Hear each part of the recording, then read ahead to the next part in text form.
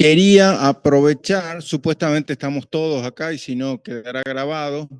eh, los que están conmigo en la Comisión 1 ya les comenté ayer, pero al resto les comento que ya tenemos parcial, abarcaría de las unidades 1 a las 5. Lo que me está faltando es el día, porque el día viernes 23 en este horario era mi propuesta, pero parece que tienen, el mismo día tienen parciales también y también les abarca este horario. Por lo tanto, tendría que encontrar un día que puedan estar las tres comisiones juntas y que no tengan otra actividad obligatoria. El parcial va a ser virtual, o sea que no es necesario que estén en forma presencial acá en la facultad, sino que pueden hacerlo desde cualquier lugar y va a durar aproximadamente 45 minutos. Entonces tenemos que encontrar ese hueco. Como me resulta bastante difícil comunicarme con todos, lo voy a hacer a través del grupo de WhatsApp. ¿Están todos en el grupo de WhatsApp? ¿Sí? Bueno, el que no esté y me esté escuchando en este momento, en el aula virtual,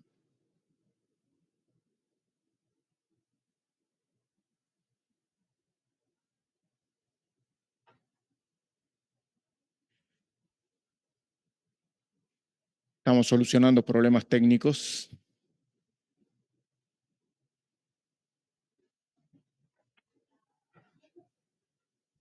¿Cambiamos? No.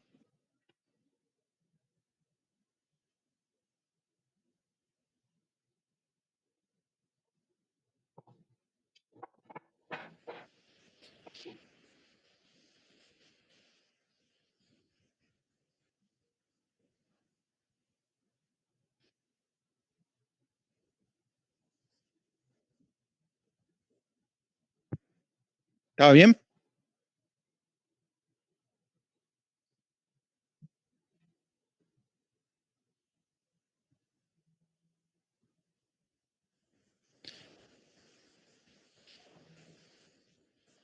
Bueno, entonces el que no esté sumado todavía al grupo y me esté escuchando, dentro del aula virtual hay un enlace para el grupo.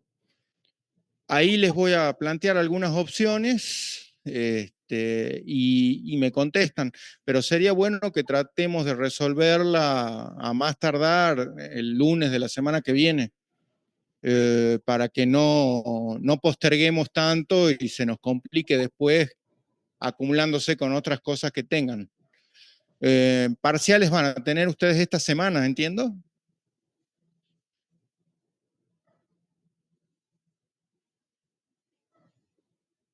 Ah, nada más.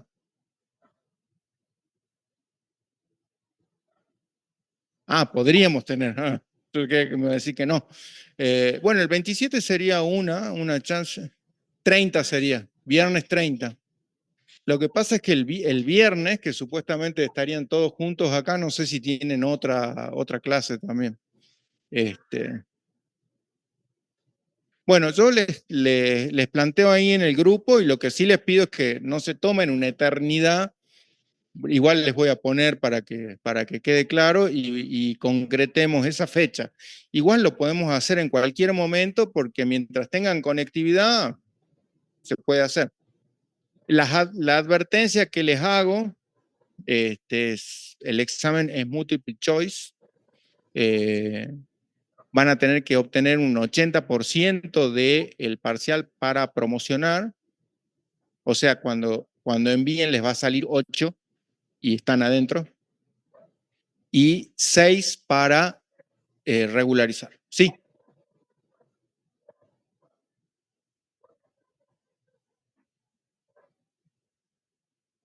sí, yo no tengo problema. Lo pongo, lo sugiero, lo dejo incluido y ahí lo definimos. Sí, yo no tengo problema porque, bien, igual son 45 minutos, no es tan largo, como quieran. Yo cuando me vaya lo pongo en el grupo Y ahí les dejo como para que el fin de semana piensen y la pasen muy lindo pensando en parciales. Y después lo resolvemos más tardar, lunes, martes de la semana que viene. Sí.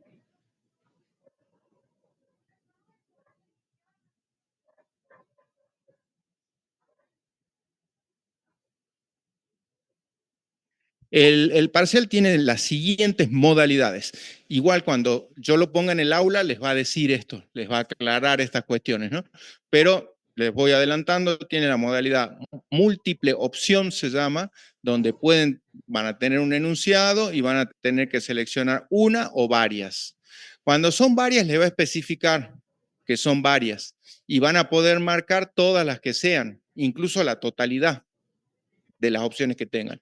Y cuando sea solo una, se las va a especificar y no van a poder marcar varias. O sea, van a marcar una, suponte que se arrepientan y marcan otra, les va a borrar la que tenían marcada.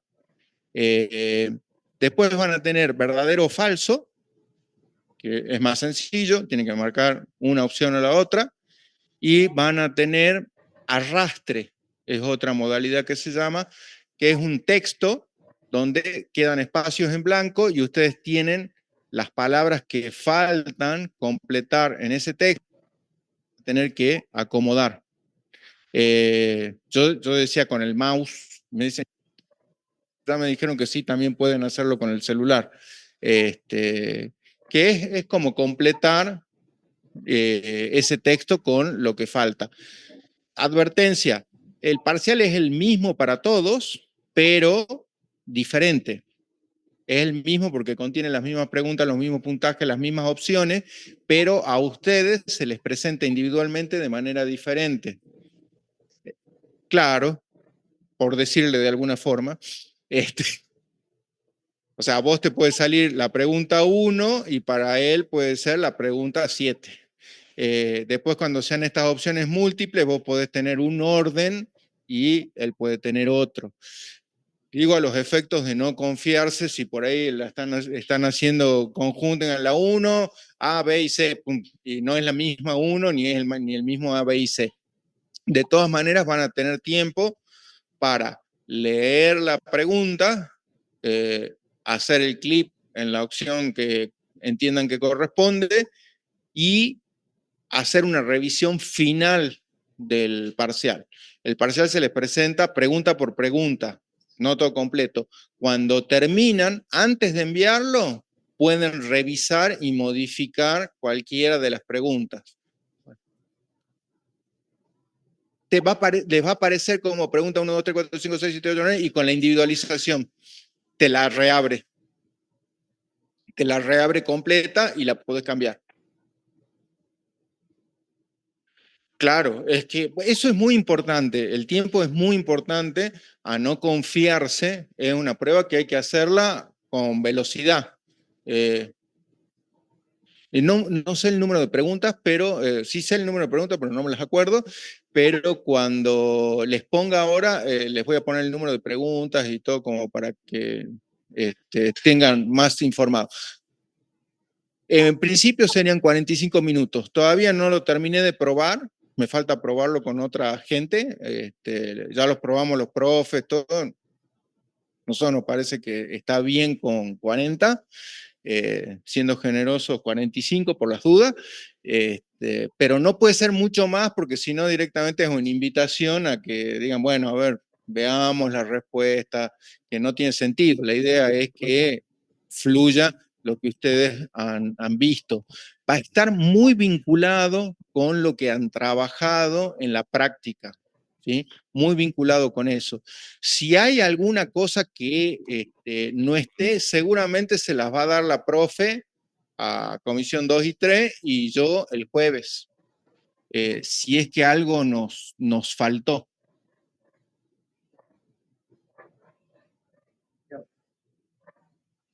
¿Pero este están dando ya?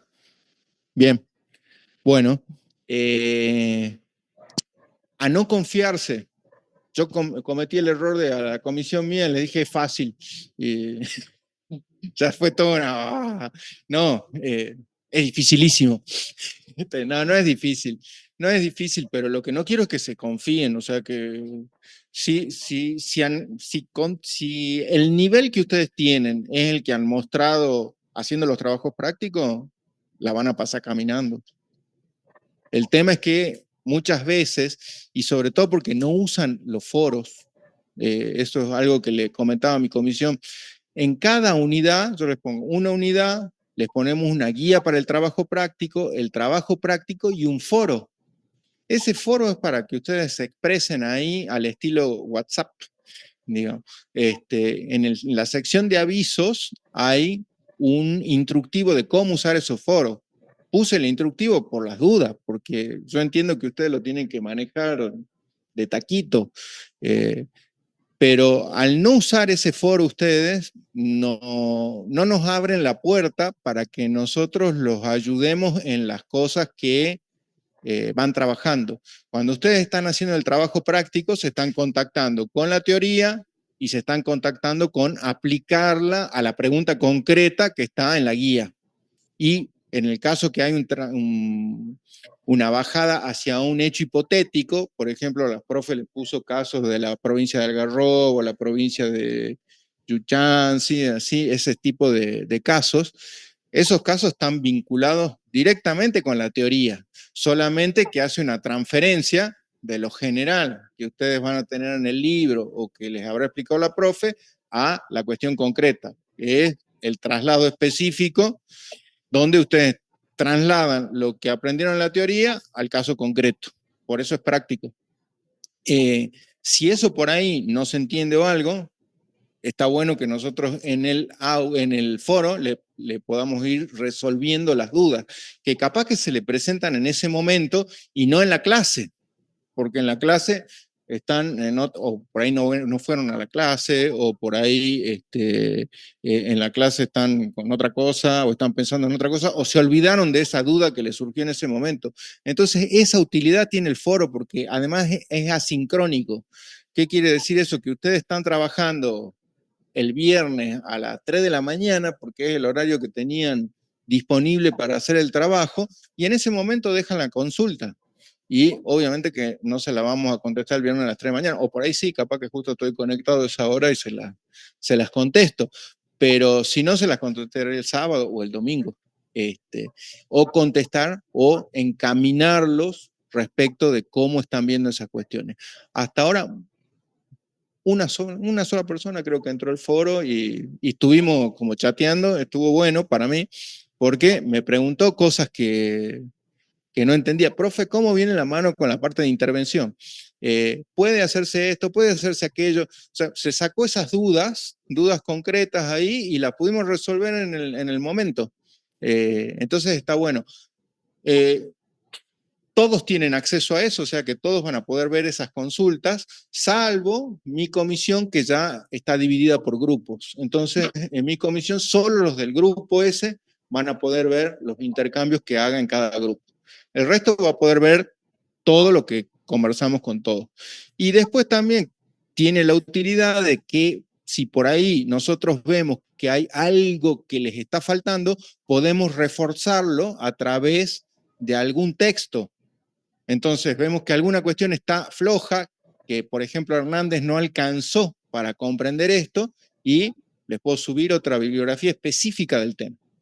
Ya no lo hicimos mucho, así que bueno, pero espero que todavía no pierdo las esperanzas. Sí.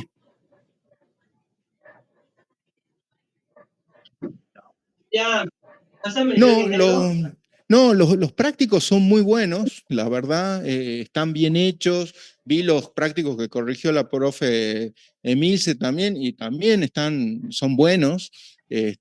Todos están bien escritos, las consignas fueron correctamente interpretadas. Por ahí algunas pequeñas cosas pero son pequeñas, yo se las observé a ustedes en mis correcciones y traté de hacer hincapié en la clase, y la profe hace exactamente lo mismo. O sea, las cosas que ven que por ahí están pifiando, pero que en general no hubo, sino que por ahí falta alguna cosa, o hay algo que nosotros vemos que por ahí se está interpretando de una manera no tan correcta, pero en términos generales los trabajos son buenos, eso lo comentamos y decimos, está funcionando bien, no sabemos si es que es casualidad o qué, pero bueno, en el parcial se van a ver los verdaderos jugadores.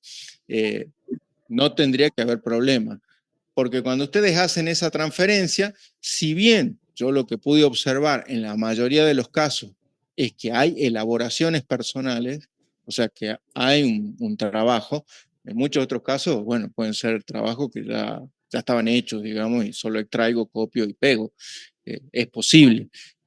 Sería como engañarse uno mismo, pero bueno, puede suceder. Por ahí uno dice, bueno, lo cumplo y ya está. Después, cuando tenga tiempo, leo. Es válido, pero va a servir al momento de hacer el parcial. De todas maneras, también el parcial va a tener habilitado un foro de dudas y consultas, o sea que todas las cuestiones que se le susciten cuando estén repasando, también las pueden plantear ahí, en ese foro de dudas y consultas específico del parcial. Que no nos pase como el otro y aprovechamos ahí para sacarnos la duda como tipo clase de consulta, porque no tenemos tanto tiempo de juntarnos. La instancia de hoy, que podría ser donde más tendríamos, si bien hay gente conectada, pero a ver, me quiero fijar que el otro día teníamos gente en espera.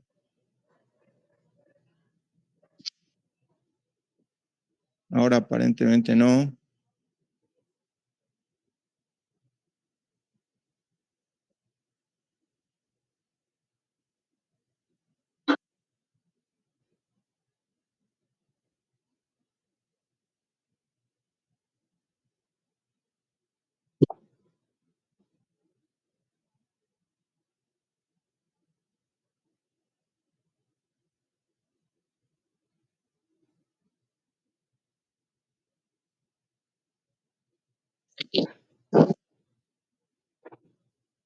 Bueno, lo que nos quede en el grupo de WhatsApp, en los foros, pues si no, no vamos a avanzar más.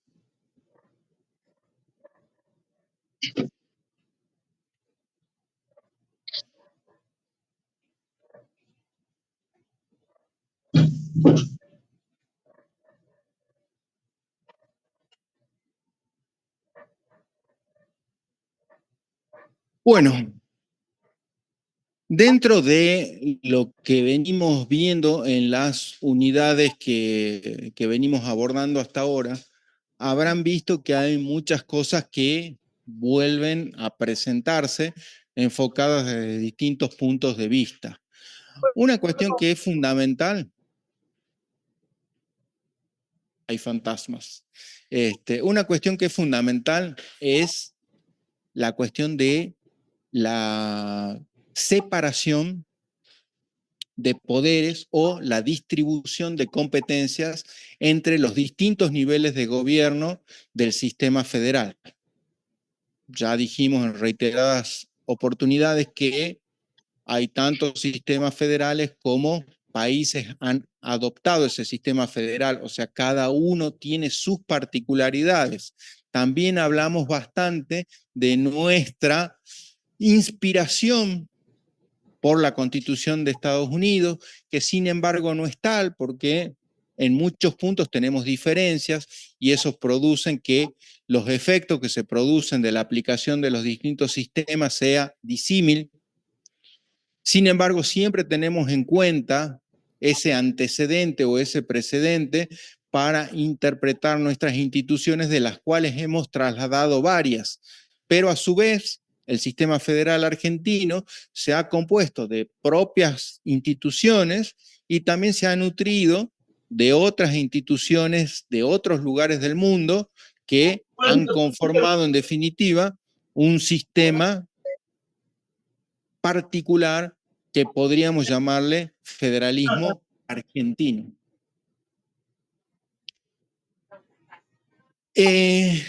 ¿Cómo funciona el sistema federal argentino? El sistema de distribución de competencias establecido por la Constitución utiliza un sistema de espejos o una doble cláusula, compuesta por los artículos 121 y 126. El 121, que es el que establece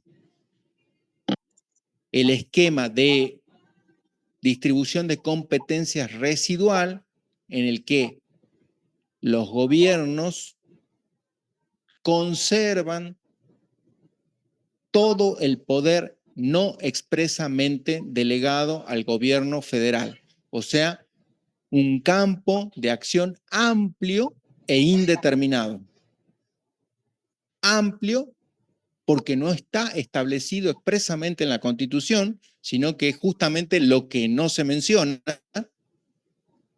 e indeterminado justamente porque carece de una especificación normativa concreta.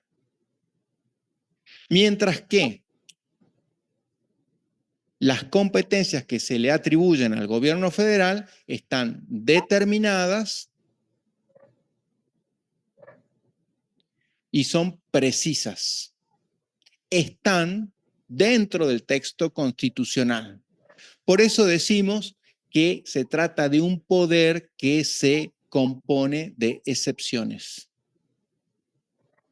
Las excepciones son aquellas en las que se le atribuye competencia al gobierno federal. Cualquier cosa que no entiendan, quieran aclaración o algo, en libertad de hacerlo, y los que están por conectándose en forma virtual, lo hacen por favor por el chat, porque no tengo ventana acá, no sé, capaz que hacemos lío, así que más fácil por chat. Bueno, entonces, se compone, decimos que es un poder que se compone de excepciones porque las atribuciones que fueron delegadas por las provincias al gobierno federal están expresamente previstas dentro del texto constitucional. Y además ese sistema federal es un tanto paradójico o contradictorio, podríamos decirle, porque por un lado parte de una amplísima concepción federalista, donde suponemos provincias preexistentes con mucho poder, que conservan ese vasto poder para sí mismas y solo delegan pequeñas excepciones al gobierno federal. Pero luego, al mismo tiempo, la Constitución tiene un fuerte sesgo de centralidad. Distinto, en este caso, se aparta del antecedente de la Constitución de Estados Unidos. ¿Por qué? Porque, por un lado, centraliza o unifica la legislación común. Todas las provincias compartimos el mismo derecho de fondo, con lo cual esa diversidad o pluralidad de potestades entre provincias se circunscribe a menos materias. Y por otro lado, nuestro sistema, en este caso sí, de forma muy similar al de la Constitución de Estados Unidos, tiene un fuerte sesgo presidencialista. O sea, si bien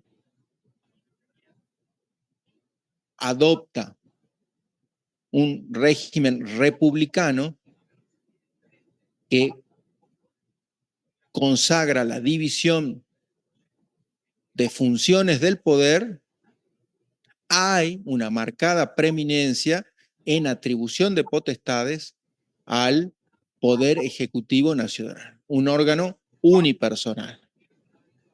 Ahí en los dibujitos, a mí me gusta ponerles dibujitos. Ah, yo lo estoy viendo.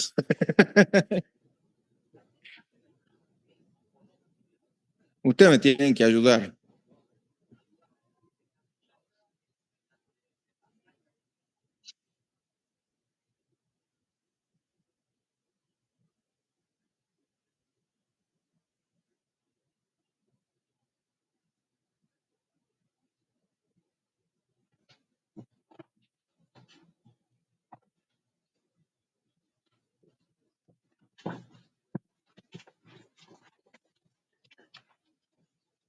Es que en ese cambio que hicimos de último momento, ahí nos desequilibramos, me parece.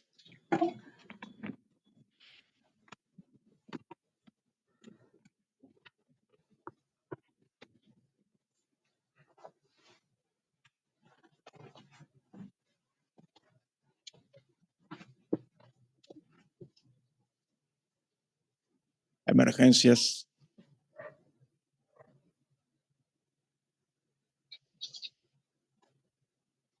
¿Y qué será lo que no tiene señal?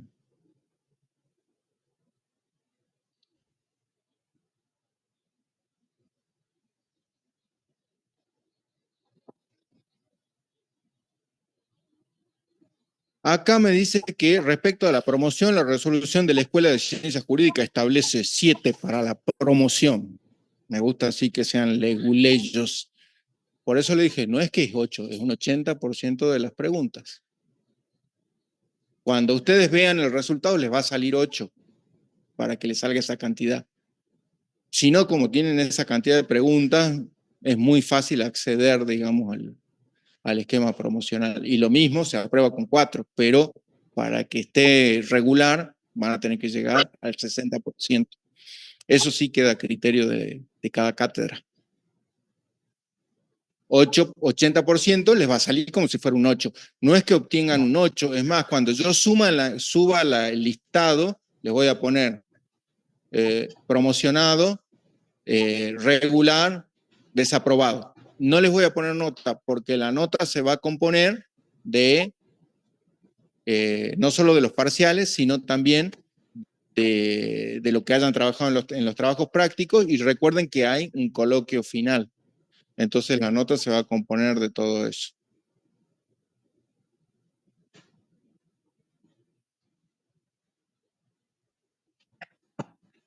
No sé en qué momento se desconectó. Bueno, siguiendo con lo que veníamos charlando de la distribución de competencias,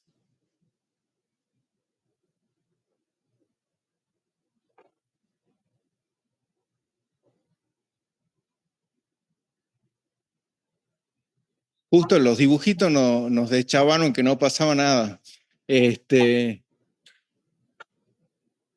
Los dibujitos que ustedes no pueden ver, ahora sí, ahora sí. ¿Los reconocen?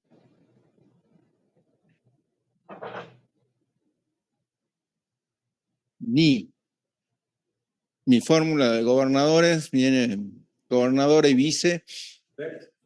Alberdi, perfecto. Bolívar, exacto. No, los dos de arriba, después vamos a los de abajo. Bueno, los dos de arriba, Alberdi y Bolívar. Y esa frase que dice ahí, reyes con el nombre de presidentes, es el modelo que Bolívar propone para toda la América Latina. O sea, dice, nosotros tenemos que armar estados constitucionales cuando está encabezando todo el proceso de liberación de América del Reino Español. Dice, tenemos que establecer estadios constitucionales con constituciones donde tengamos reyes con el nombre de presidente. O sea, él propugna, aconseja, sostiene la necesidad de gobiernos fuertes, centralistas, con gran poder de quien va a ejercer el poder ejecutivo.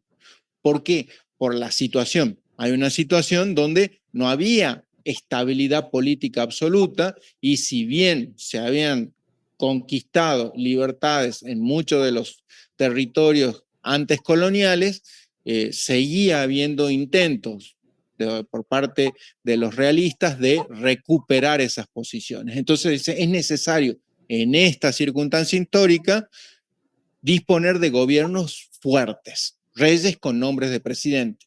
Y Alberdi un poco avala esa posición o esa postura, es más, la menciona expresamente en sus bases y puntos de partida, que es una de las fuentes de nuestra Constitución histórica de 1853.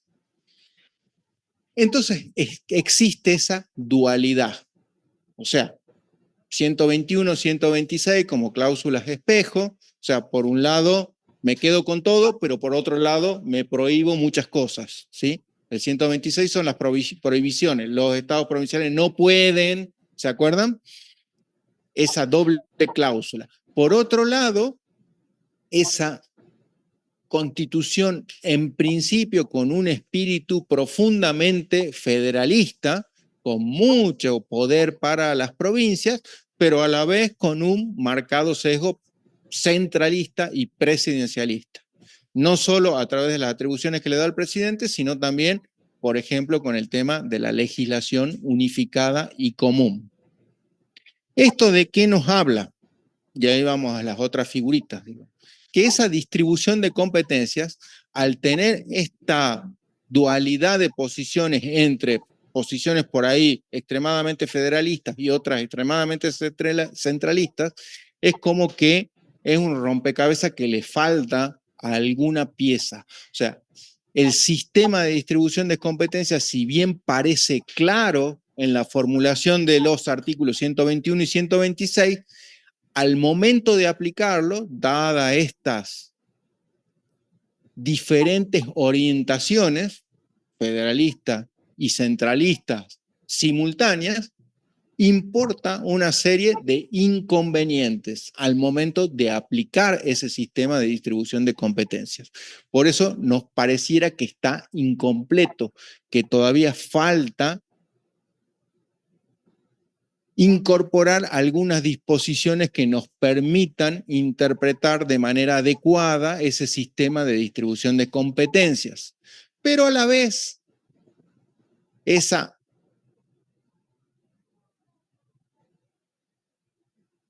incompletitud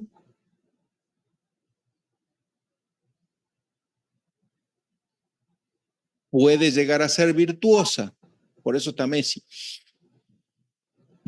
Virtuosa. O sea, tal vez estos vacíos o estos huecos que existen dentro del sistema de distribución de competencias pueden ser virtuosas en la medida que permiten una mayor flexibilidad e ir completando la Constitución de manera viva.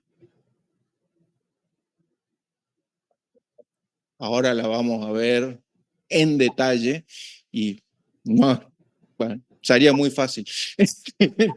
No, hay muchísimas. Las vimos nosotros mientras estuvimos viendo, o sea, todos estos casos que se plantearon en los trabajos prácticos plantean esas dificultades de interpretación. O sea, porque por un lado nosotros decimos, bueno, es fácil la situación. 121, sistema residual de competencia, ¿qué tiene la provincia? Y todo lo que no está delegado expresamente a la nación. Pues, ¿qué es lo que se delegó expresamente a la nación? Y muy fácil. Artículo 75, artículo 99, artículo 116, artículo 6, artículo 21. Chao, listo, se terminó. Es fácil. Veo. A ver, en la práctica no sucede eso. Cuando analizamos, por ejemplo, las instituciones de intervención federal, no es fácil. O sea, ¿quiénes tiene habilitado? ¿Cuáles son las causales? ¿Cómo se interpretan esas causales? Si bien es un artículo que está redactado de forma bastante clara, y en el 75 tenemos un montón de situaciones que son diferentes. Ahora vamos a ver con detalle cuáles son las dificultades que se nos presentan al momento de interpretar las disposiciones del artículo 75, por ejemplo. Bueno, y los otros de la otra figurita son los jueces de la Corte, de los cuales quedan 3 solamente ahora. Rosati, Rosenkrantz y Lorenzetti. Ahí está también Maqueda, que es el de bigote, y Halton, que es la única mujer, que ya ambos se jubilaron. Así que quedan solo 3. ¿Y por qué pongo esto? Porque esa falta, esas piezas que faltan dentro del sistema, ¿quién las completa? Las completa la interpretación constitucional de la Constitución Federal que hace la Corte Suprema de Justicia de la Nación. Dijimos y aclaramos que la Corte Suprema de Justicia de la Nación es el máximo órgano del Poder Judicial Federal. O sea, no interviene en causas provinciales y revisa resoluciones de las justicias provinciales en la medida en que contravengan el derecho federal. No va a revisar una resolución de la justicia provincial que no contravenga una disposición de la Constitución Nacional o principios interpretativos de la Constitución Nacional. Por ejemplo, arbitrariedad, razonabilidad. ¿Sí? Puntualmente, dimos ejemplos en la clase. Partido Obrero contra Provincia de Chaco. Partido Obrero dice, la ley electoral de la provincia de Chaco es inconstitucional porque consagra un sistema que no respeta el sistema republicano de gobierno. ¿Por qué? Porque establece un sistema de lemas que, de alguna manera, controvierte la posibilidad de que se utilice un sistema representativo, ya que quien termina resultando electo no es la persona que mayor cantidad de votos obtuvo, sino alguien que obtiene esa mayoría de manera circunstancial a través de la sumatoria de distintos lemas. Por lo tanto, se desnaturaliza el sistema establecido por la Constitución. Va a la Corte, ¿qué dice la Corte? Este no es un tema federal, es un tema de derecho público provincial. Por lo tanto, lo que resuelvan las justicias provinciales no puede ser revisado por la Corte Federal. La Corte Federal solo puede intervenir, esto ya lo deben saber ustedes, lo deben haber visto en la materia anterior, en constitucional, está habilitada por la Ley 48 en su artículo 14, ¿sí? Cuando está en discusión una ley, tiene que ver todo con el control de constitucionalidad. El control de constitucionalidad se hace sobre, que hace la Corte, lo hace sobre disposiciones federales, sobre la Constitución Nacional. Hay un juego de poderes ahí, lo vamos a ver ahora. Les puse otro dibujito. Más adelante, entre el 31 y el 121. El 31, supremacía, y el 121, las provincias conservan. Hay como, yo les puse ahí una pulseada entre la predominancia de las normas federales, o sea, de las normas nacionales, sobre la conservación de potestades por los órganos provinciales. Vos me decías, ¿cuáles son los problemas de distribución? Gustavo Arballo, que es un constitucionalista, enumera 7 problemas normativos para la interpretación de la división horizontal de poderes.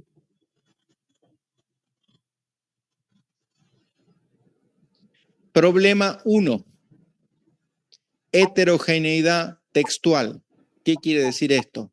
No todos los poderes son enunciados en forma homogénea. Por ejemplo, algunos son expresados de manera prescriptiva y concreta. Artículo 75, inciso 1. ¿Tiene uno abierto la Constitución ahí? 75, inciso 1.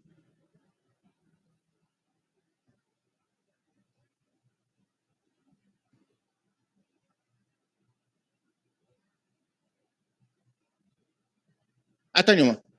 Legislar en materia aduanera.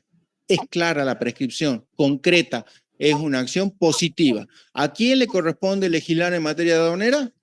Al gobierno federal. Fácil. Artículo 75, inciso 12.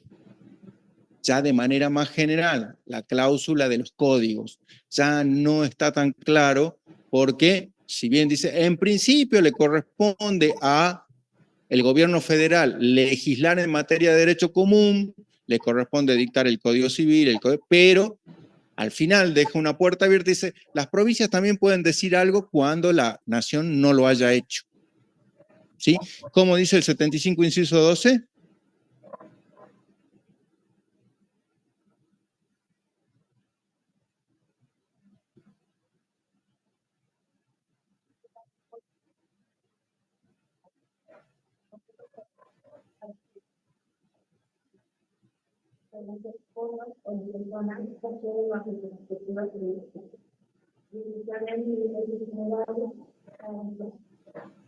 Para toda la nación sobre naturalización con su gestión al principio de nacionalidad natural y por corrupción en beneficio de los servicios. Además, es amplia la cláusula. En la del 75, inciso 1, claro, ¿quién crea las aduanas? El gobierno federal. Acá dicta los códigos. O sea, es mucho más amplia. O sea, la disposición es amplia en cuanto a qué comprende ese derecho de fondo. Eso necesita una interpretación posterior que decir qué es derecho de fondo, qué es derecho procesal, y ahí establecer una distribución. No es tan precisa como en la otra.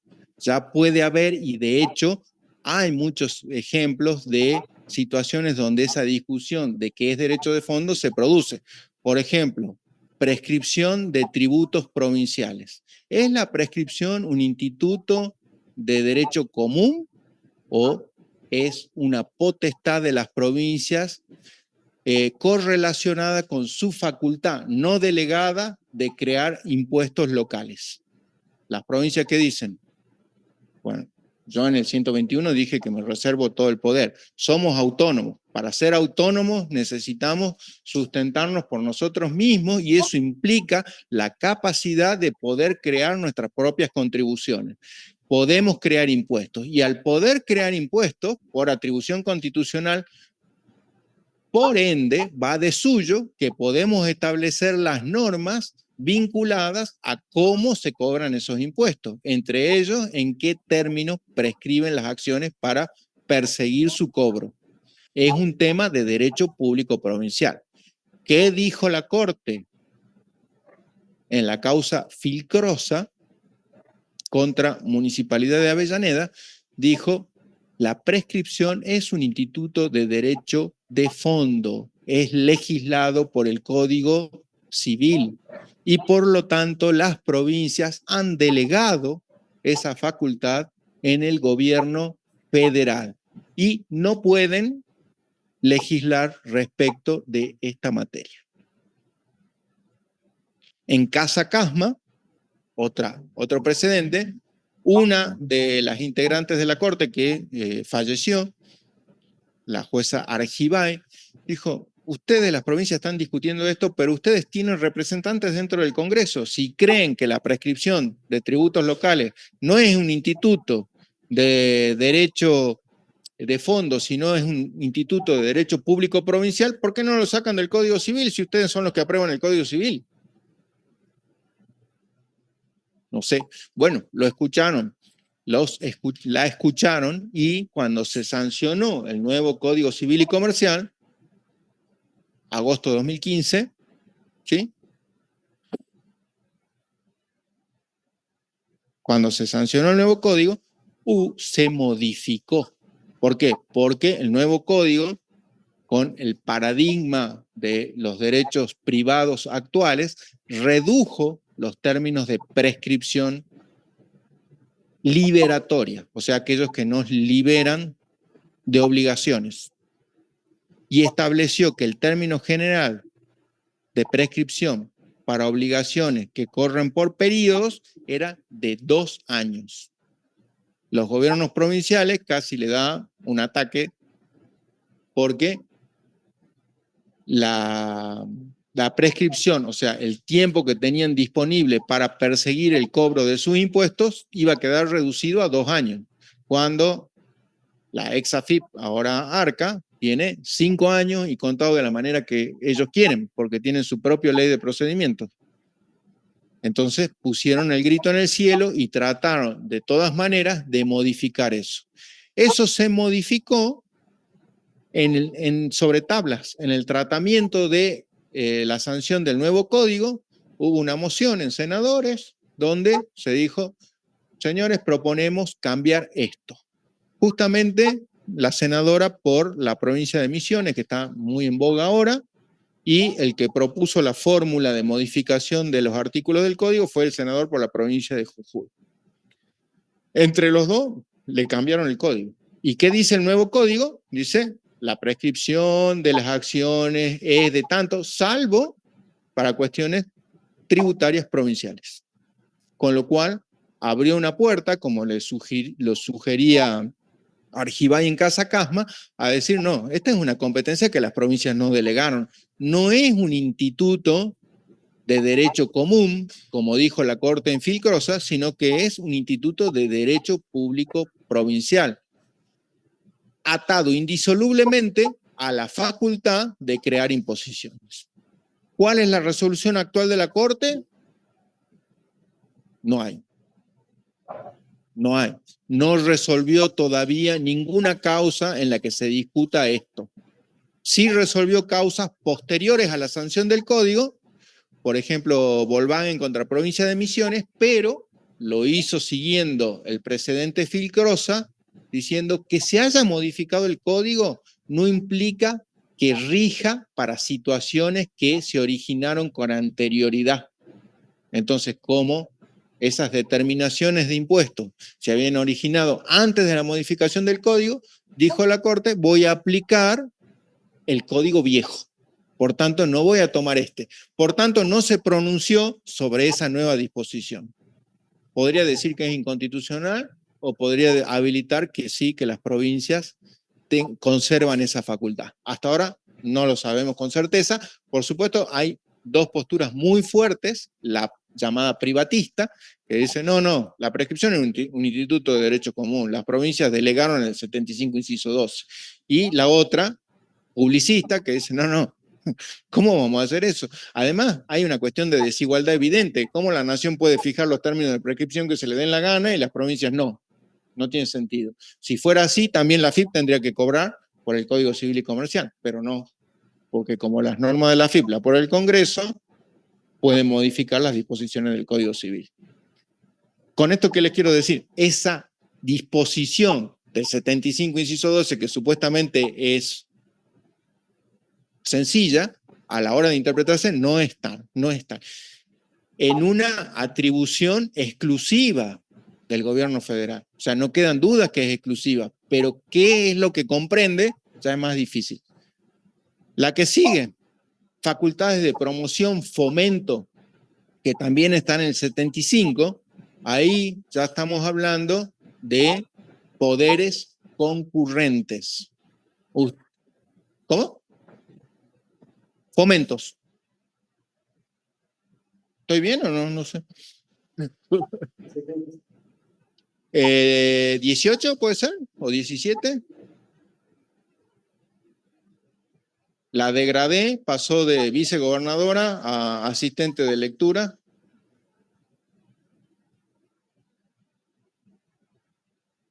Las facultades de fomento. Promoción, fomento. 19, perfecto. Exacto, bien.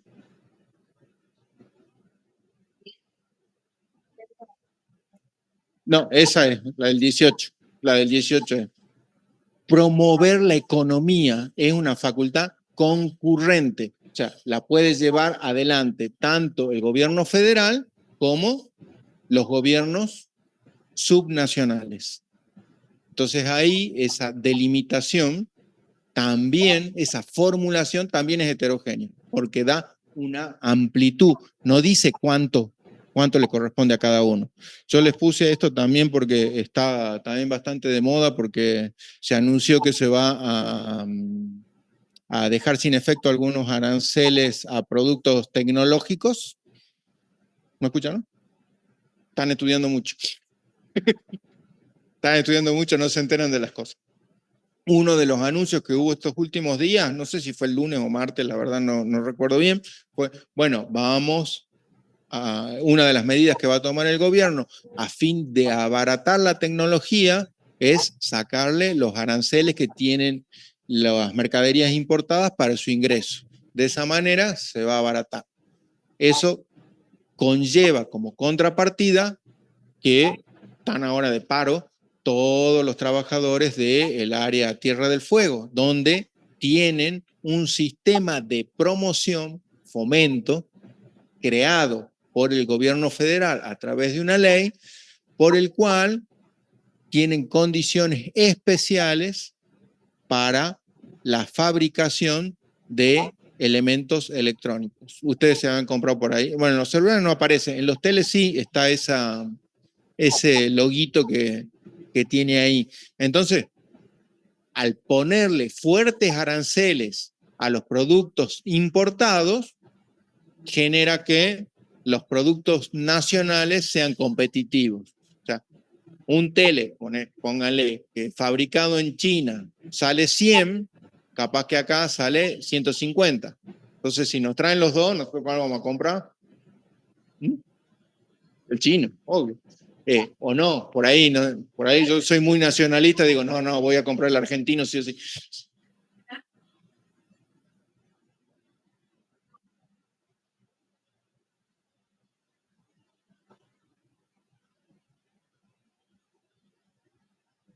Bueno, lo que pasa es que la industria china tiene posibilidades de vender, o sea, es muy competitiva a nivel internacional. Bueno, lo mismo está pasando con Estados Unidos. Ustedes vieron, asumió Trump y lo dijo, bueno, le pongo aranceles fuertísimos a la producción china porque me están destruyendo la industria local. ¿Por qué? Porque tienen muchos millones de personas, o sea que necesitan mucho empleo. Además tienen una fuerte economía centralizada, dispusieron, aparte de una política dirigida a crear y a producir de manera apoyada por el Estado, y entonces se pueden presentar en todos lados con precios muy baratos. O sea, y lo que pasa, por ahí cuando pasa en eso que comentas vos de los negocios chinos, por ahí es una baratija, ¿viste? Es un cosito para arrancarse la espalda, o, bueno, y en eso no hay, o sea, sí puede ser más barato, pero no mueve el amperímetro. Pero cuando estamos hablando de tecnología, estamos hablando de productos caros, carísimos, y de empleos muy bien remunerados. Porque los que peor remuneración tienen dentro del arco de salario son los empleados de comercio, lamentablemente. Entonces, por ahí que haya un comercio más, que haya un comercio menos, la volatilidad de ese empleo es relativa y se puede ir, el que estaba en ese local, capaz que va a otro, no mueve tanto. Pero esos empleos son empleos de alta calidad. De hecho, significan para la economía de esa provincia, creo que alrededor del 30% de todo su producto. Con lo cual, si de repente dejan de ser competitivos por una modificación de una disposición legal, se encuentran en una situación de complejidad para subsistencia de la provincia. De todas maneras, esa cláusula del progreso, cláusula de fomento de economía, es una atribución que la Constitución le da al gobierno federal. Pero de nuevo lo hace de manera heterogénea, distinta. No es lo mismo que la del 1, no es lo mismo que la del código, son concurrentes. Exacto. Es mucho más abierto. Es mucho más abierto. Entonces dice, che, ustedes tienen posibilidad nosotros le delegamos a la nación que fomente la economía. Pero y las provincias también pueden hacerlo. Entonces, ¿cómo? Es un problema para la aplicación. Acá estamos para los dos, para la aplicación del sistema. O sea, para esto que nosotros dijimos, sistema residual, es muy fácil. Las provincias conservan todo el poder no delegado, la nación solo las excepciones, que son las cuestiones expresamente delegadas en la Constitución. ¿Cuáles son? Son estas que las tenemos acá como números clausus, o sea, como que están perfectamente determinadas. Pero cuando vamos a ver que están perfectamente determinadas, encontramos problemas, porque no es completo el sistema y requiere de interpretaciones. Y estos son los problemas que identificamos. Primero, heterogeneidad textual. O sea, no las menciona de la misma manera, con lo cual ya nos es más difícil interpretarlo. Estas son las cuestiones que se nos producen. O la cláusula de comercio, que vimos en la clase pasada, la vimos con detalle, y es amplísima. Por empezar, no sabemos lo que es comercio. O sea, ¿cómo define la Constitución comercio? Es una expresión amplia con una palabra que usa de manera conceptual. No define el artículo qué es comercio. Exacto. Y estos son ejemplos, porque si ustedes leen el 75 van a ver que las cláusulas todas están redactadas de manera disímil. En algunos casos es concreta, en otros casos es amplia, en otros casos deja lugar a que ambas jurisdicciones intervengan. Entonces eso genera un problema en la aplicación concreta de ese sistema de distribución de competencias. Segundo problema. Heterogeneidad contextual. No todos los poderes son enunciados en el mismo momento constituyente. El 75, que estamos viendo, que es donde se plasma la mayoría de esas delegaciones. Yo siempre digo, bueno, delegación, ¿dónde vamos? 75, 99, 116. Después agarramos el 6 o el 21, pero lo fundamental está en el 75. Cuando queremos ver si es una materia delegada o conservada, vamos al 75 y ahí seguramente nos vamos a dar cuenta. Ahora, ese 75 ha sufrido modificaciones durante el tiempo. Arballo usa esta figura del árbol con nuevos retoños. O sea, hay un esquema común, que es el de distribución de competencia residual, pero se va nutriendo de nuevas disposiciones. El 75, que anteriormente era 67, tiene disposiciones que datan de 1853, otras disposiciones que datan de 1860, otras disposiciones que fueron modificadas en el 49, luego derogadas en el 55, luego vueltas a reincorporar en el 57, luego modificadas en el 94, incorporadas otras en el 94. Entonces tenemos algunas en el siglo XIX, otras en el siglo XX. Esa contextualidad, o sea, ese contexto histórico en el cual se dan la incorporación de estas cláusulas de delegación, ¿cómo deben ser interpretadas? Deben ser interpretadas en el momento en que fueron realizadas, con el contexto del momento en que fueron realizadas, con el momento actual, a la luz de las reformas actuales.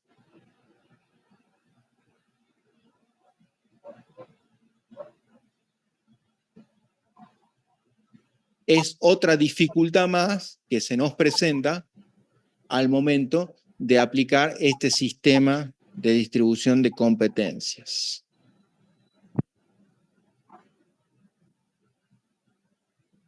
Problema 3, vaguedad. No todos los poderes son enunciados en forma precisa.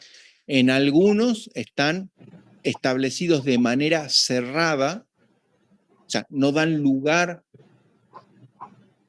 a que se incorporen otras cuestiones, y en otros están redactados de forma abierta, o sea que nos permite una interpretación más amplia. Y en ese aspecto, mucho más complejo aún, es lo que conocemos como poderes implícitos. Lo deben haber visto ustedes cuando vieron Constitucional, ¿o no?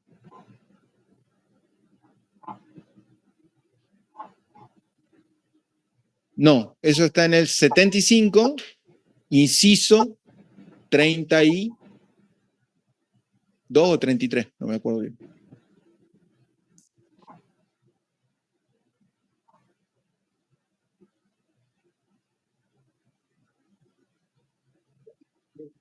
32. Dice acá.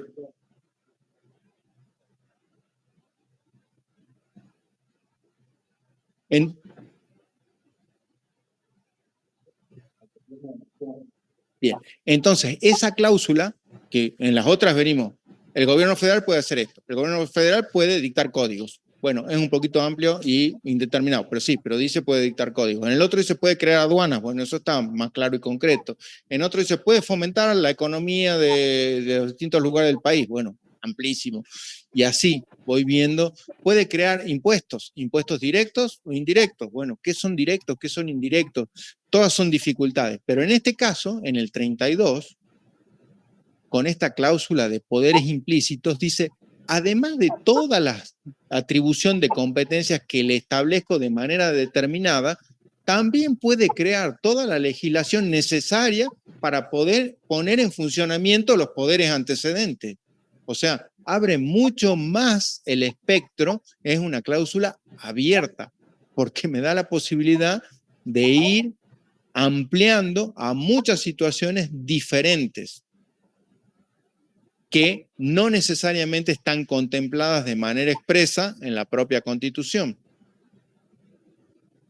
Le pasó lo mismo a los constituyentes norteamericanos y la Corte tuvo que resolver cómo funcionaba esta delegación de facultades en el Estado federal. Entonces, el Estado federal había creado un banco. Creó un banco, entonces una de las jurisdicciones o de los estados de Estados Unidos dijo, no, escúchame, acá eso es un poder mío. ¿Por qué se tiene que venir a meter el Estado federal si no hay ninguna disposición dentro de la Constitución que diga el Estado puede crear bancos? No le delegué nada. Entonces, mi sistema, que es similar al nuestro, está ahogando. Está llamando. Estamos ocupados en este momento. Lo vamos a atender después.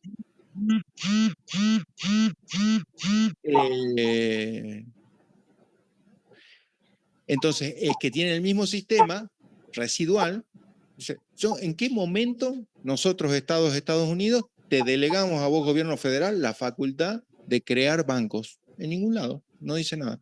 Y es más, no hay disposición alguna. ¿Qué le dice la Corte de Estados Unidos en un caso muy reconocido para ellos y después reinterpretado por nuestra Corte, McCulloch contra Maryland? No, el Estado federal no solo tiene potestades para llevar adelante los poderes que le han sido expresamente delegados, sino todos aquellos otros que sean necesarios para poner estos en funcionamiento. Entonces, si yo le di la potestad de fomentar el comercio o de regular el comercio interjurisdiccional, es lógico que también le voy a dar la potestad para crear instituciones financieras que contribuyan al desenvolvimiento de ese comercio. Por lo tanto, sí tiene atribuciones para esto. Esta vaguedad en la determinación de los poderes hace que se convierta en otro problema en la aplicación concreta de esa distribución de funciones. El problema 4. Implicitud. No todos los poderes son enunciados en forma explícita. Es lo que decíamos recién del 32. No está. No todos están expuestos expresamente. Algunos sí. Por ejemplo, la facultad de crear aduanas, la de crear impuestos. Ya sabemos que el 75, inciso 2, dice que le corresponden en forma concurrente con las provincias los indirectos y en forma limitada los directos, siempre que sean por tiempo determinado y por una causa excepcional de interés público. Ya vimos que, por ejemplo, tiene la atribución de dictar los códigos, pero en otras ni siquiera menciona cuáles son. Por ejemplo, en este 32 que comentábamos recién, ahí ni siquiera dice cuáles son las potestades que se le delegan, sino que es una expresión amplia porque son todas aquellas que sean necesarias para poner en funcionamiento a los demás.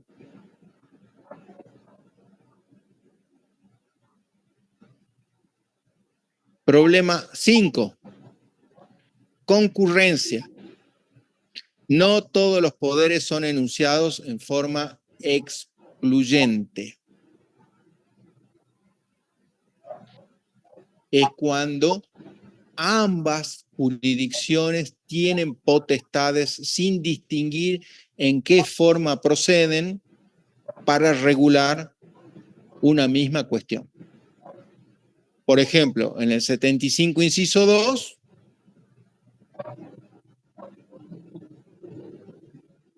se le atribuye facultades al gobierno federal para crear imposiciones indirectas, pero no define cuáles son esas imposiciones indirectas o cuáles son las indirectas que puede crear el gobierno federal y cuáles son las indirectas que pueden crear los gobiernos subnacionales.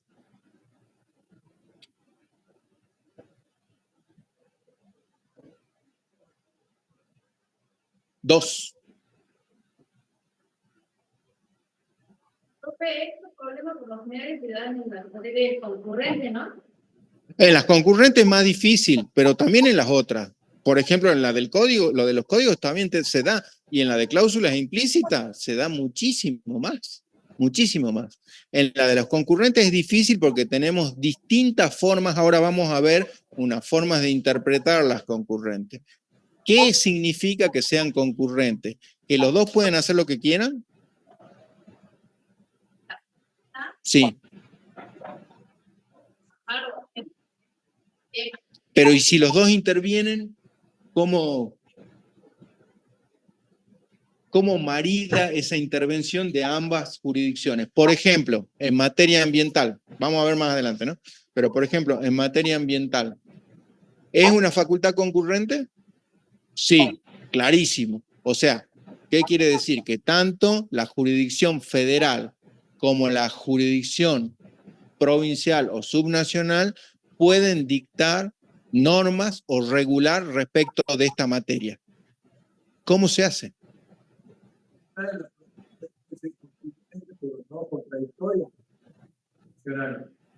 Entonces los dos estamos buscando el mismo objetivo, pero yo provincia no puedo contradecirlo, puedo colaborar sin contribuir.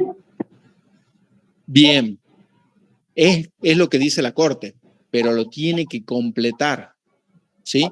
En el caso ambiental es más sencillo porque hay un artículo 41 que dice le corresponde al gobierno federal dictar las pautas mínimas de protección del ambiente. O sea, ahí hay alguna orientación establecida en la propia Constitución que dice, che, las pautas básicas de protección a la nación. Después las provincias completan.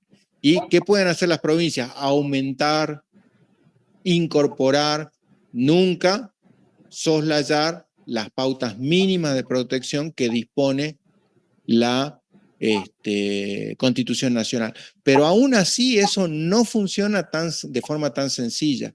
Cuando la nación fue a dictar o quiso dictar la ley de glaciares, todas las provincias se apresuraron a dictar sus propias leyes de glaciares. ¿Para qué? Para establecer sus propias competencias sobre esa materia y generar como derechos adquiridos a favor de quienes utilizaran o explotaran esos recursos naturales y que la legislación posterior de la nación no pudiera ser más restrictiva que la de las provincias. Entonces, ahí se produce un inconveniente. O sea, lo que vos decís es una pauta de aplicación, es un criterio de aplicación que resulta razonable y acorde con el artículo 31, supremacía. El sistema federal prevalece o los provinciales se encuentran subordinados al federal. Pero ¿hasta dónde? ¿En qué manera? ¿Cómo se coordina eso?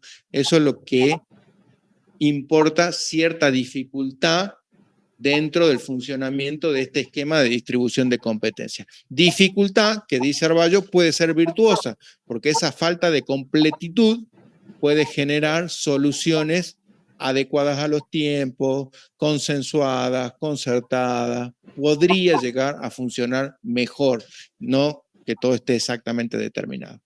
Por ejemplo, pueblos indígenas, 75 inciso 17, también se trata de una atribución concurrente, o sea que le corresponde tanto al gobierno federal como al gobierno a los gobiernos subnacionales regular estas cuestiones. ¿Cómo? Hay una causa bastante representativa que la vamos a ver un poquito más adelante sobre la municipalidad de Pegüeña en la provincia de Neuquén. Establece algunos esquemas de cómo, hasta dónde pueden intervenir las disposiciones jurisdiccionales provinciales respecto de esta materia, o hasta qué punto desafían o no desafían las disposiciones constitucionales. Lo mismo en materia laboral, lo mismo en materia de empleo. Vimos la clase pasada a raíz de la cuestión de comercio. ¿Puede la provincia aplicar disposiciones de poder de policía respecto del funcionamiento de actividades dentro de su jurisdicción? Sí, pero ¿hasta dónde? ¿En qué momento interfieren o no interfieren con los poderes del gobierno federal? Vimos la causa de Yu Xinhui contra la municipalidad de Arroyito, ¿se acuerdan que la comentamos? Donde la municipalidad dice, acá en Arroyito no trabajamos los domingos.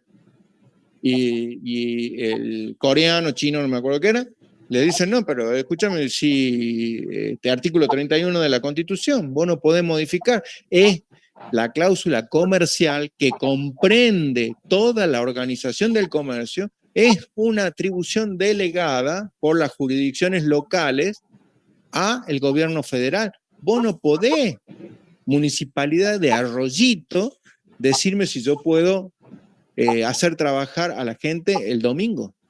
Y la Corte le termina diciendo sí. En este caso sí puede.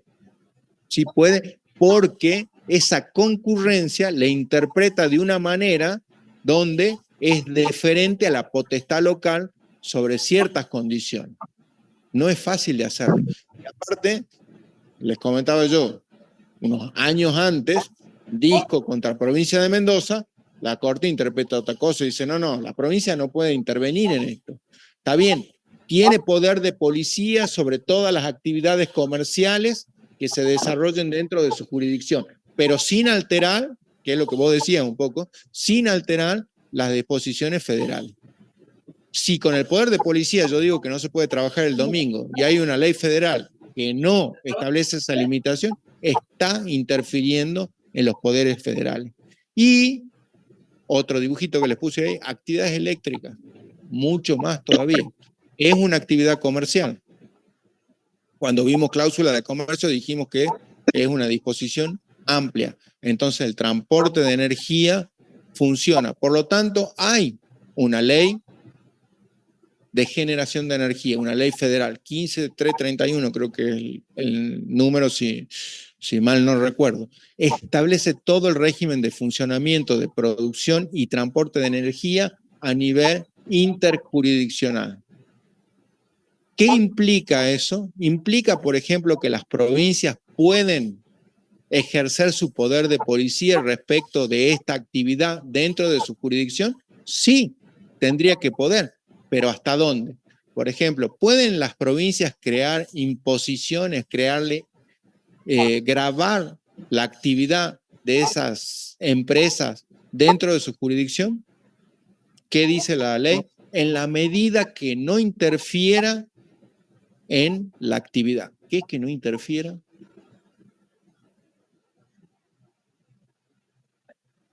Hay que interpretar. ¿Qué sería interferir? El impuesto sobre los ingresos brutos, por ejemplo, que crean las provincias, ¿se le podría aplicar a una empresa que se dedica a realizar esta actividad que es de interés público federal y está regulada por una ley federal?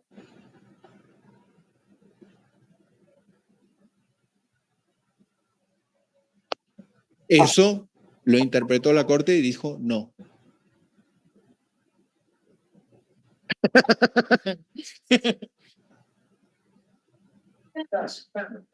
¿Cómo? No, lo que sí.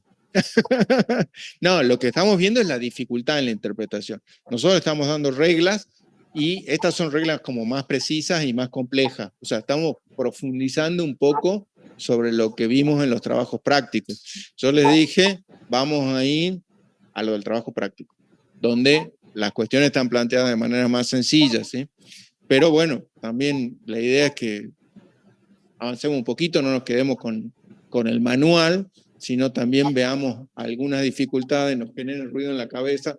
Bueno, ya te generó un ruido que, ojo, no es tan fácil. Claro. ¿Y cómo vamos a interpretar nosotros cuando seamos profesionales?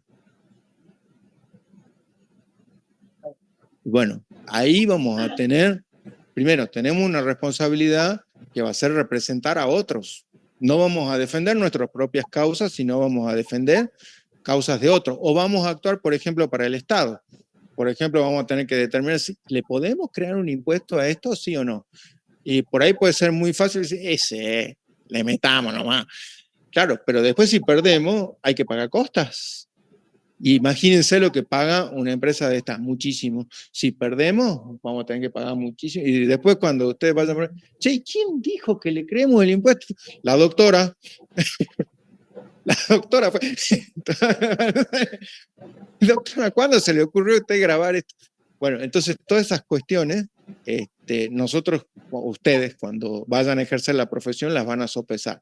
¿Cómo las van a sopesar? Porque van a tener, primero, conocimiento de lo normativo, ¿sí? O sea, van a conocer las normas de la Constitución primero, van a saber qué orden de prelación tienen, cómo funcionan, esto es cómo funcionan, cómo se interrelacionan entre sí, aquí, qué le corresponde a cada uno, y cuáles son los problemas que tienen, y en cuáles necesita una interpretación. Y ahí van a ir, y en qué se van a fundar. ¿Quién es el último intérprete de la Constitución? El prof, ¿no? La Corte. Entonces van a ir a los fallos de la Corte. Entonces, si hay una cuestión de prescripción de tributos locales, van a decir, no. Yo me acuerdo que el profe habló algo de Filcros. Bueno, si van a alguna cuestión de regulación de pueblos originarios. Me acuerdo que el profe dijo de la Municipalidad de Pegüeña, vamos a ver los fallos de la Corte. Vamos a ver cómo viene interpretando la Corte estas dificultades de interpretación. Y ustedes le dirán a su cliente, bueno, mira, esto es así, pero, por ejemplo, en la cuestión esta de prescripción de tributos locales, yo le puedo decir, bueno, pero los fallos siempre fueron divididos. De hecho, entre los que fallaron, muchos ya o se murieron o se fueron de la Corte. Entonces, lo que queda, yo supongo que Rosengrat va a ir con la privatista, Lorenzetti va a ir con la privatista, Rosati va a ir con la publicista, y vamos a ver los que entren nuevos. Capaz que sabemos cómo piensan, capaz que no sabemos. Se puede dar vuelta. Hay una película, siempre me gusta a mí mezclar la parte jurídica con las películas. Hay una película, es vieja, es medio vieja eso sí, pero en YouTube seguro que está, que se llama Swing Bot o Swing Bote, que es el relato novelado, peliculado de la decisión de la Corte de Estados Unidos cuando tiene que resolver la cuestión de aborto. Entonces se plantea ese caso y justo se da que uno de los miembros de la Corte deja de ser miembro de la Corte porque se enferma. Ellos tienen un sistema similar al nuestro, donde los cargos de la Corte son vitalicios y solamente se reemplaza a aquella persona que fallece, renuncia o en nuestro caso ahora cumple los 75 años. El nuevo juez que ingresa y la gente no sabía muy bien para dónde tiraba. De hecho, los antecedentes que tenían es que era muy católico. Entonces todos empiezan a decir, no, es muy católico, va a ir por este lado. Pero son especulaciones. Sin embargo, se empieza a construir el voto. Está buena la película, me parece a mí, porque uno va viendo todo cómo van negociando. Porque a su vez el presidente de la corte es el que va manejando los términos del acuerdo. Dice, ojo, no te pases de rosca, porque si vos pedís mucho, o sea, hasta ahora, ¿qué venía haciendo la corte? Eximirla de responsabilidad, o sea, decir, el aborto está prohibido, pero le puedo condonar la pena a la mujer que en una situación de extrema necesidad recurrió a esa vida. ¿Por qué? Porque estaba en peligro su vida, porque había sido objeto de una violación, etcétera, etcétera, etcétera. Entonces, la Corte no valida el aborto, pero le otorga cierta inmunidad a la mujer que ha cometido ese delito para ese momento. Entonces, si vos te pasás de rosca y querés decir que está totalmente permitido, tal vez los más conservadores se pongan en una posición mucho más conservadora y digan, no, también las vamos a penar. Y van a ir presas. La mujer que haga un aborto va a ir presa, listo, no me importa si va a morir, no me importa, lo mismo. Entonces van llegando a componer resoluciones de manera tal que resulte algo que funcione. No sé cómo funcionará nuestra corte ahora, sobre todo porque son muy poquitos.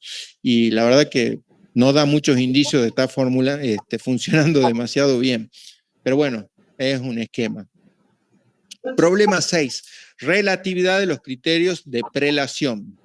Son dinámicos y no inalterables. ¿Qué quiere decir? Que una cosa que hoy puede ser de jurisdicción subnacional, el día de mañana puede convertirse en una de jurisdicción provincial. O sea, en un determinado momento puede estar encuadrada en un lugar y en otro momento puede pasar a estar encuadrada en otro. Acá yo les puse como ejemplo, por ejemplo, la cría de camélidos. En su momento era una actividad muy exclusiva de nuestra provincia, tiene una ley de regulación provincial, tiene un esquema de comercialización interno, hasta que, bueno, está re buena la carne de llama, espero que ninguno sea vegetariano acá, para que no se espante, pero está muy bueno, es una carne súper saludable, es una carne magra, tiene bajo contenido de grasa, un montón de propiedades que le pueden encontrar a ese tipo de producción. Entonces, qué bueno, se empieza a comercializar, bueno, ya pide Tucumán, pide Santa Fe, después va a Buenos Aires, pues ya deja de ser de jurisdicción provincial y pasa a ser una cuestión federal. Entonces, ese dinamismo en las relaciones hace que actividades que comienzan siendo jurisdiccionales, o sea, limitadas a una jurisdicción interna, terminan o pueden terminar convirtiéndose en algo de carácter federal. De hecho, es lo que pasa con muchas de las actividades comerciales. El sistema tributario provincial, o sea, cada provincia puede dictar sus propias normas impositivas locales. Por coordinación, a través de la ley 23.548, que vimos bastante con el tema de coparticipación, las provincias acordaron, se comprometieron solamente a crear algunos tipos de impuestos de carácter local. Por ejemplo, el impuesto de sellos, por ejemplo, el impuesto sobre los ingresos brutos, por ejemplo, el impuesto inmobiliario. Otros impuestos no. Y además se obligaron a no crear impuestos análogos a los creados por nación. Por lo tanto, si la provincia genera alguna tributación similar o análoga a la de nación, probablemente va a quedar invalidada. Pero ese mismo impuesto, que sí está autorizado por la 23.548 y está dentro de las competencias exclusivas de las provincias, también tiene diferentes configuraciones. Para que el impuesto pueda configurarse como provincial, tenemos que hablar de que se trate de una actividad desarrollada dentro de la jurisdicción. Por ejemplo, una persona que vende nafta, ¿realiza actividad comercial? ¿Estaría alcanzada por el tributo? Perfecto. ¿Dónde es una actividad de carácter federal o es una o interjurisdiccional o es una actividad de carácter local? Local. Tiene estación de servicio acá, viene la gente de acá, le carga estación de servicio de acá. Sin embargo, los modos de comercialización hacen que eso no sea tan claro y sencillo con otras actividades. Por ejemplo, Mercado Libre. ¿Existe Mercado Libre en Jujuy? ¿Será contribuyente de Jujuy? ¿Pero no realiza actividad comercial acá? ¿Ninguno compró nada en Mercado Libre? Todo. Y entonces, ¿no tendría que pagar impuestos acá? Pero, ¿cómo situamos la jurisdicción o la actividad dentro de los límites de nuestra provincia?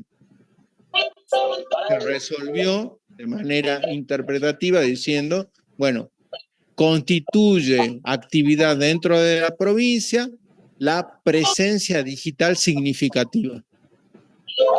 ¿Qué presencia digital significativa? Se lo dejo como tarea para el hogar. No les dejo, no mentir. Pero quiero decir, esto se va modificando con el tiempo, es dinámico. Lo que era una actividad comercial hace 20 años, hoy es totalmente diferente. Uno para vender en distintas jurisdicciones no necesita tener un local dentro de la jurisdicción que tenga un toldito, un empleado, y no, ya se comercializa de otra manera. Sí.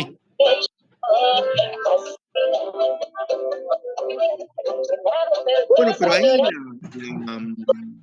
ahí la territorialidad es más concreta porque el servicio se tiene que prestar en el lugar. Pero sí hay una falta de regulación. Hay un fallo que salió reciente, si no me equivoco, fue el jueves o el viernes de la semana pasada, del Tribunal Superior de Justicia de la provincia de Córdoba, sobre la regulación de Uber. Está muy interesante, si les interesa se los paso. Yo me había comprometido a pasarles algo, ¿no? ¿Qué era?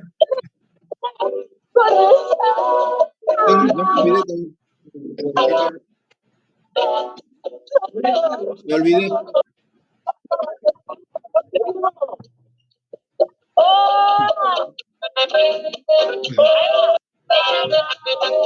Obviamente yo estoy tomando.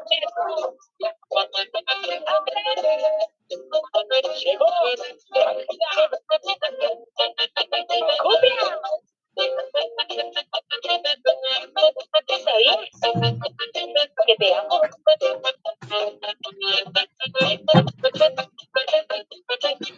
¿Quién eres tú? Hablaste de mí. Dime quién eres tú. ¿Quién eres tú? Hablaste de mí. Dime quién eres tú. ¿Cómo haré para arrancarte de mí? Si vivo pensando en ti. ¿Y cómo haré si ya no quiero este amor?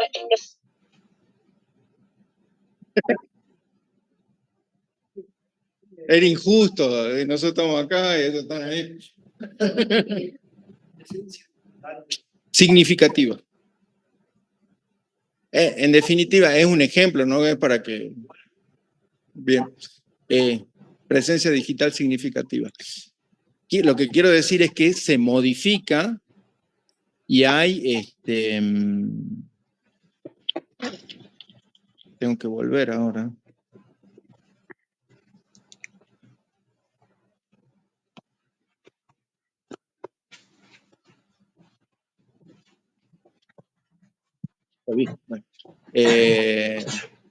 Se va modificando ese esquema, o sea, no es estático, es dinámico. Lo que antes podía ser algo exclusivamente interno o jurisdiccional puede pasar a ser algo federal en algún momento, o cuestiones que estaban claramente determinadas, cambian en su forma de funcionamiento y generan el cumplimiento de...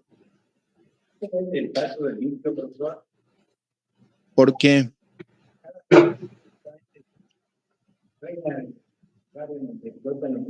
Sí. Pero ahora el Estado quiere intervenir en Son cuestiones diferentes.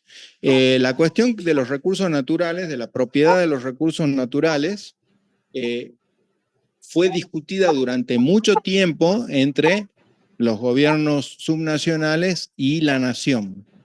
No estaba definido de manera expresa en la Constitución de 1853-60, pero la nación dijo, esta es una cuestión, está dentro de los poderes implícitos, ¿sí?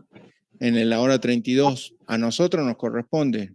También la cláusula de la prosperidad, todo el comercio, todo nos corresponde a nosotros. Las provincias peleaban, no, esto no es así. Llega la Constitución del 49, la Constitución del 49 expresamente dice los recursos naturales no renovables son de propiedad de la nación. ¿Sí? ¿Por qué? Porque considera que son recursos estratégicos y que tienen que ser desarrollados por la nación. Recuerden ustedes, gobierno peronista, General Mosconi, el petróleo, Altos Hornos Zapla, nosotros, con el acero, es un material estratégico, bueno, y el carbón en Río Turbio, bueno, son todas cuestiones estratégicas para la producción. ¿Qué decía Mosconi? Justo se pasó un problema en que necesitaban cargarle nafta a aviones para que vayan a hacer aviones militares para que vayan a hacer reconocimiento a ciertos lugares. ¿Quién era el proveedor del Estado? La Shell. No le quiso vender porque tenía un problema comercial con el Estado. Entonces, ¿qué pasa si nosotros, mira, de premonitorio, si entramos en conflicto con Gran Bretaña y le tenemos que comprar el combustible a la Shell? No, necesitamos una compañía petrolera nacional y necesitamos manejar nuestros recursos petroleros. Son argumentos, ¿sí? Después cae la Constitución del 49, se reactiva la del 53-60 sin disposición alguna. Sigue la disputa entre nación y provincia, hasta que en el 94, la Constitución del 94, recuerden que dijimos una de las disposiciones que son esgrimidas como necesidad de declaración de la reforma es el fortalecimiento del federalismo. Entre las medidas de fortalecimiento del federalismo estaba el reconocimiento de la propiedad originaria de los recursos naturales de las jurisdicciones subnacionales de las provincias, ¿sí? Entonces eso ya no cabe duda, lo dice expresamente la Constitución. Los recursos naturales son de propiedad de las provincias donde están situados. Hasta ahí todo bien. Ahora, ¿qué dijo la Corte? En materia de explotación, la nación puede dictar, esto es el yacimiento petrolífero fiscales contra Mendoza, creo, o contra Neuquén, no me acuerdo. La nación puede dictar disposiciones respecto de la forma de explotación. O sea que sí, por ejemplo, en el caso petrolero específicamente, existe una disposición. El petróleo es de la provincia donde está. Neuquén, por eso las provincias del sur que tienen mucho petróleo, tienen mucha plata. Neuquén, Río Negro, Chubut, Santa Cruz. No, esos son recursos propios. Lo que sí, la forma de explotación, o sea, cómo se licitan las obras, cómo es el plan de funcionamiento, cómo se realiza la extracción, todas esas cuestiones son de naturaleza federal. Entonces ahí también funciona de manera compartida. La propiedad del recurso es provincial. La forma de explotación puede ser regulada a nivel federal. Hoy el litio no está regulado a nivel federal. ¿Podría? Yo creo que sí. Podría. Eso no significaría que la provincia perdería sus recursos, porque las regalías, que es la contraprestación por la extracción del recurso natural seguiría siendo de la provincia, como lo es en materia petrolera. O sea, las provincias que son titulares de petróleo siguen cobrando la regalía. Ahora, ¿cómo es el esquema de explotación? Lo maneja la ley federal.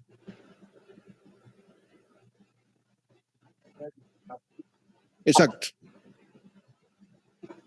Problema 7, llegamos al último. Irradiación. Los derechos constitucionales y convencionales condicionan las potestades locales. En el otro que veíamos del 17, no les quise ahondar mucho sobre Pegüeña, porque en este caso sí se los menciono un poco más. En este sentido, ¿por qué? Porque muchas veces se hace el análisis normativo respecto de la atribución que le corresponde a cada nivel de gobierno. Pero por ahí el análisis que no se hace es ver cómo impactan respecto de los derechos de las personas. O sea, cómo esa distribución de competencias impacta respecto de los derechos concretos de cada habitante. En este caso, provincia de Río Negro o de Neuquén, ahora estoy dudando. Pueden googlear ahí Pegüeña, ¿dónde está? Si está en Neuquén o en Río Negro. Muy bien, ahí está, no hace falta googlear. O ya sabía antes, ¿conocés? Miramos, y es lindo, ¿no? Hermoso. Bueno, ahí les puse una foto para que vean que es hermoso realmente. Entonces, ¿qué hace la provincia? Neuquén me dijiste, ¿no? ¿Qué hace Neuquén? ¿Ya existía Pegüeña o no? ¿No te acuerdas? Exacto. Bien. Pegüeña, un lugar hermoso, ahí está la fotito. Además tenemos un habitante directo de la zona. Claro, el lugar del lago,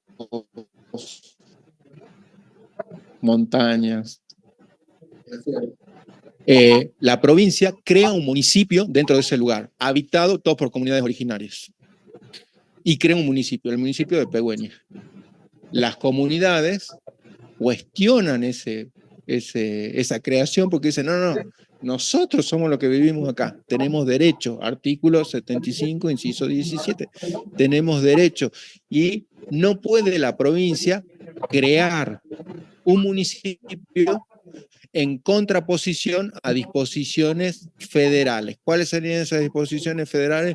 Los pactos internacionales de derechos humanos que suscribió la nación argentina, entre los cuales está el convenio OIT 167, famoso, que es el que también origina el pedido de inconstitucionalidad de la Constitución Provincial de Jujuy, que estuvimos charlando en nuestra comisión. No los compartimos con ustedes, no les decimos nada. Ese convenio tiene carácter de tratado internacional con jerarquía constitucional. Entonces, ¿puede la provincia vulnerar los derechos que están protegidos por esos tratados? En este caso, la consulta previa e informada de los pobladores originales de esas tierras y crear directamente el municipio vulnerando esos derechos. La Corte de Neuquén dice sí puede. Sí. Sí, la Corte de Neuquén.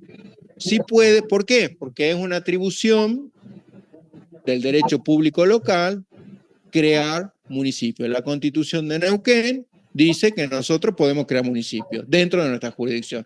¿Villa Pegüeña está dentro de Neuquén? Sí. ¿Podemos crear municipios? Sí. Y así es. ¿Qué hicieron las comunidades originales? No, vamos a la Corte. Vamos a la Corte. ¿Qué dijo la Corte? Ya no sé ni mi opinión. Te tenés que animar igual, vos. Frontal acá podemos ahorrar todo.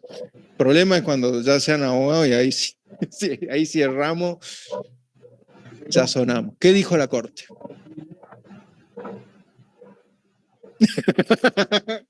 Esa no quiere decir nada, pero él dice las dos. ¿Eh? No, tampoco se anima.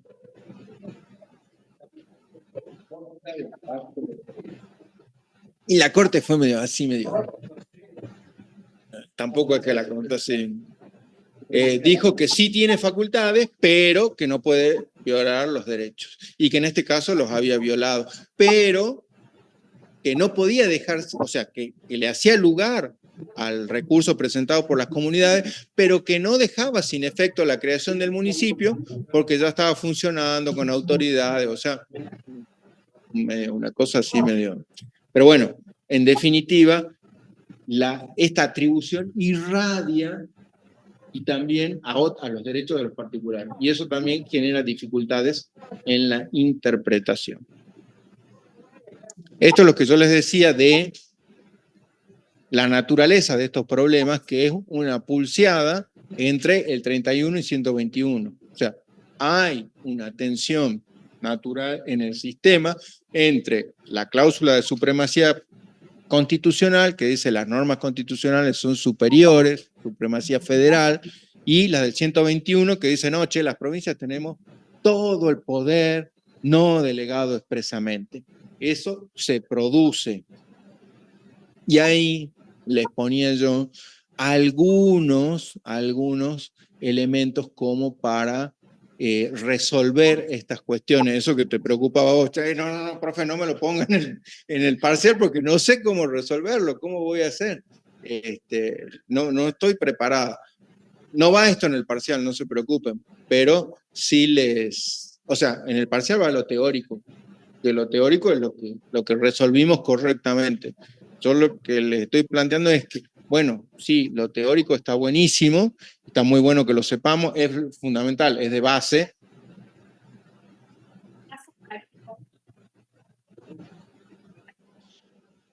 No el caso práctico, pero sí la aplicación concreta. Por ejemplo, si yo les digo, es una atribución exclusiva del gobierno federal, y yo les digo, crear el impuesto inmobiliario. O sea, no es un caso práctico, pero estoy señalando una consecuencia específica. Entonces ahí ustedes, ¿qué me van a poner? No. ¿Sí? Falso, exactamente. No es un caso práctico, pero requiere una interpretación. Pero no va a haber para resolver un tipo...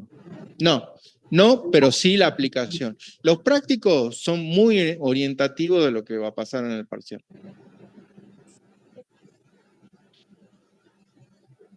Es un texto, por ejemplo, la definición de derecho público y algunas frases claro, el texto incompleto, pero con lo que falta, ¿no? Con la palabra para arrastrarlo. Hasta luego. ¿Estamos en orden ya? ¿Sí? ¿Abandonamos? Bueno, igual se lo subo porque esta parte está piola, porque les da alguna forma. Acá está lo que yo les decía, esto sí se los hago rapidito, de los dos criterios modélicos de federalismo, dual y conjuntivo o de concertación, ¿sí? Que la torta de capitas y la torta marmolada, ¿sí? Entonces, el dual, que es ese de torta de capitos, como criterio, es material. ¿Qué quiere decir? Lo que está establecido en la Constitución. En cambio, en el conjuntivo, teleológico, o sea, apunta más a la finalidad que se persigue. Esto como criterios de interpretación, ¿no? La enunciación es literal en el dual, o sea, lo que dice específicamente en el artículo. En cambio, en el otro es conceptual, ¿sí? La amplitud, estricto, no me salgo de esto. Voy a dar preeminencia al 31 en esa disputa. En el otro es amplio. Voy a ampliar a Hishinchu, por ejemplo, en la causa Castillo, no sé si la escucharon nombrar, es la causa que siguen algunos padres de la provincia de Salta pidiendo se declare inconstitucional la constitución de la provincia de Salta que establece la obligación de la educación religiosa dentro de las escuelas públicas. ¿Sí? ¿No conocían el caso? Bueno, un grupo de padres se presenta ante la corte y dice la Constitución de Salta está violando la libertad de culto porque establece la obligatoriedad de la educación religiosa dentro de las escuelas públicas. Nosotros no queremos que nuestros hijos se eduquen de manera religiosa. Va a la corte y la corte falla. ¿Cómo falla? También medio más así, de manera amplia, y conceptual, que dice, ¿puede la provincia de Salta levantar el nivel de sus derechos y dentro de eso establecer la necesidad de una educación espiritual, en valores y demás? Puede ser algo que sea consustancial al pueblo de la provincia de Salta. Lo que no puede establecer es discriminaciones entre religiones. Entonces, como está instrumentado el esquema, o sea, reglamentada la disposición constitucional, eso es lo que es inconstitucional, porque de alguna manera orienta todo hacia la educación católica, apostólica y romana, y románica iba a decir, pero no me acuerdo de que estamos grabando, entonces ahí no me puedo hacer el gracioso. Y le dice, la Constitución lo podía poner, pero la forma que lo llevó adelante sí es discriminatoria. ¿Por qué? Porque se enseña un solo tipo de religión y los que no son de esa religión que les dicen, bueno, ustedes pueden ir al patio, si quieren fúmense un pucho ahí. Claro, y genera ahí sí, una discriminación porque prácticamente es apartarlos a los que no son de esa religión o directamente no profesan ninguna religión. Pero son esos estándares.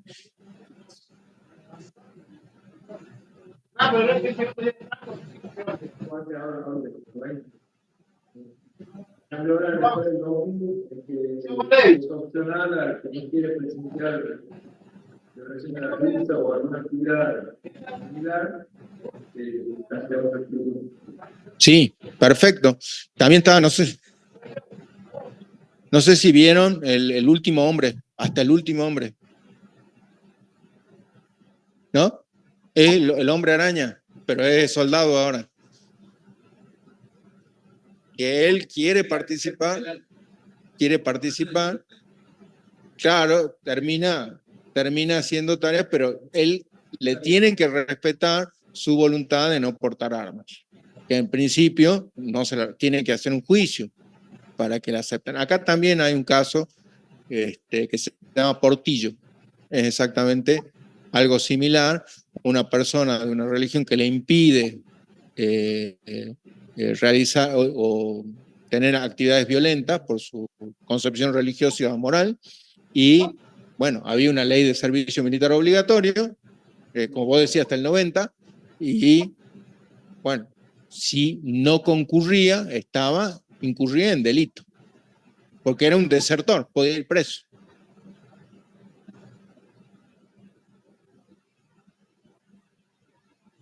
Bueno, pero eso no fue tan sencillo así como... Eso fue gracias a Portillo, que llegó hasta la Corte y la Corte dijo, bueno, en esos casos hay que compatibilizar los dos derechos. O sea, el Estado tiene el derecho a exigir una contraprestación en carácter de carga pública, pero usted también tiene derecho a vivir de acuerdo a sus concepciones. Por lo tanto, hay que compatibilizar las dos cosas. Vaya a prestar el servicio militar, no porte arma, haga tareas administrativas. Bueno, y lo mismo acá.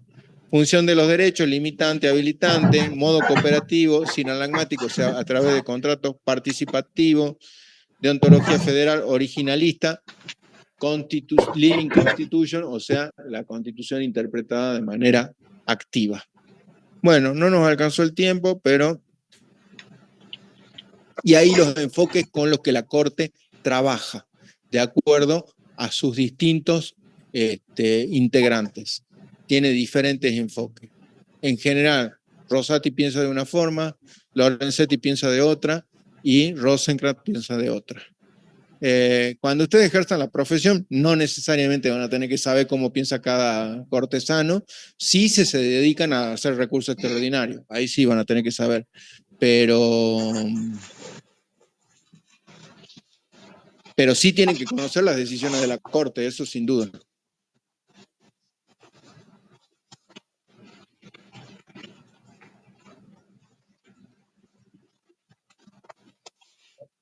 ¿Pero por qué? ¿Qué le piden? No me acuerdo. Ah, ¿con los municipios?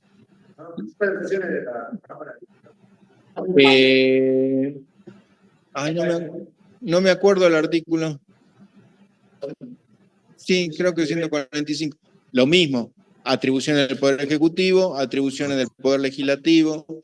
En este caso les piden solo del Legislativo, o sea que ahí, en ese capítulo del Legislativo, hay exactamente como hay un 75 en la Nación, hay un 75 provincial, que no me acuerdo del número, y con las atribuciones de la legislatura provincial, con las mismas dificultades que tenemos acá, o peores tal vez.